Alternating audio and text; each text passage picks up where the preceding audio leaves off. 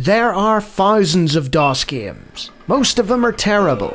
I play one selected at random with a 20-minute time limit and record it live. This is the result. Welcome, ladies and gentlemen, to another random DOS game show. And this is a bit of a weird one because I literally just played a Sierra game last week. And the very next game that came up on the random generator is a Sierra game again. But this is very different from the previous one. I played King's Quest V from 1990, but this time, just to show the technological difference, we're going way back to 1981, right at the dawn of DOS. And this is one of their early adventures by Bob Davis and Ken Williams called Ulysses and the Golden Fleece. Or Ulysses, it depends how you want to pronounce it, but I'm going to go with Ulysses. Press any key to begin. Okay, and this is a port by the looks of things by Jeff Stevenson. You're on a freeway road in a small town in ancient Greece. There's a store to the west with a fence next to it.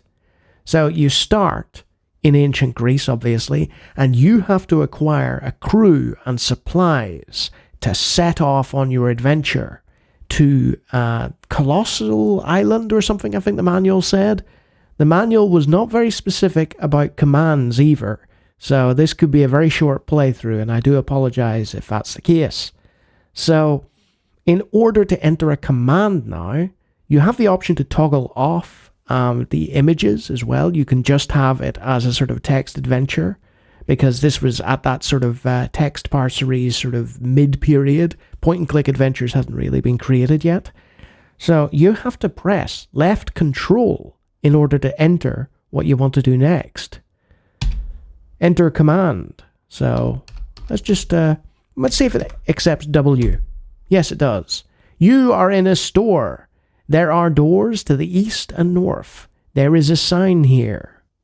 And enter command seems to have stayed, which is nice. Read sign. Will that work? Ah. Mix or match any 1 bag of silver. Wax, sword, wine, 3 for 1, wood, lantern, lever, flint, rope. Ah, well, that's very informative. Let's go east. Oh. So, what if, oh right, if the description is long enough, I think you just have to press control again. Left control, east. You are in a lush green forest. Look at that. Beautiful. Reminds me of The Hobbit a bit, except this appears to be turn-based rather than real-time, which is fortunate because I can blever over the top of it, without worrying about immediately dying to trolls or something. Let's try south. Oh, I've wandered off. I'm lost. Let's just head back. You can't go east. Must have been west. So, if I go north, where will that take me? There is a bottle floating here. You're on some docks. Very descriptive. You see a tavern to the west and an ocean to the north. A road leads to the south. There is a guard here. Now, this was a very early text parser. Zork existed and stuff like that, but it was still very early days, so I don't think talk to guard will do much. Oh. That makes no sense to me. Okay.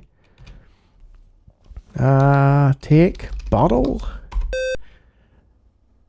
Nope. Maybe I need to find a way to get onto the ocean in order to get the bottle. So, where can we go? A tavern to the west. Let's take a look at the tavern. Hello there. You're in a small tavern. Sometimes sailors wait here, hoping for work. There are doors to the south and east. So, presumably, if we want to get our mighty crew, we recruit them from the tavern. So, let's go south and see where that takes us. And because that was look at that. Right. I typed in south. And then I went to enter command, and it had already written south for me. There is a gold coin here. Hey, just like in our King's Quest playthrough, there's a random coin on the ground. I see you, Sierra, reusing your same plot points. You're in an alley in a small village. There's a tavern to the north and a store to the south. So we've sort of looped around almost. This is like a side alley connecting the two. And what you'd have to do back in the day is you'd have a piece of paper next to you and you'd write out what the various locations were and how they were interconnected. And that way, with each new playthrough, you'd be able to gaze at your map, because there was no auto map or anything like that in things like this. So I'm hopelessly lost. Let's go south. Yep, that's the store. East. And we're back where we started. Now, I could venture forth and try and do more here, but ultimately I'm ill-equipped to do so. I believe there is a full playthrough of the game on YouTube, so if you want to actually take a look at the game and see the adventure unfold, rather than trying to battle with an antiquated text parser, you can do that. But yeah, it's just, how to put this? This was, 9 years before King's Quest V?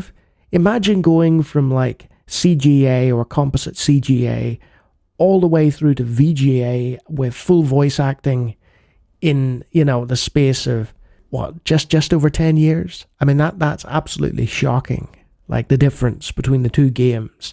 I don't think the entire Sierra Adventure series is available for DOS. I think some of them are Apple II exclusives. But yeah, it's certainly playable, but it's one of those where the visuals aren't as awe-inspiring as they were before. So it stands on the strength of the adventure. And because I can't get off the island, I don't know whether the adventure's good or not. Adventure gaming fans, and Sierra fans in particular, should go back and take a look and see where the company started off. And if you like me talking about random DOS games, I do it all the time. Feel free to take a look at hundreds of other videos on the channel, and if you like what you see there, you can always subscribe. And if you have been shouting at the screen, telling me that I've used the wrong commands, then you may be one of my knowledgeable gaming patrons who could complete Ulysses and the Golden Fleece in record time. Wonderful folk. Oh, and don't forget the members either. So yeah, I barely scratched the surface of this. It was more sort of a showcase of, hey, look, this is cool, this exists. It didn't offend me, and it looked quite interesting as a piece of history rather than a game itself. But maybe if I get off the island, there's adventure awaiting. Who knows? Until next time.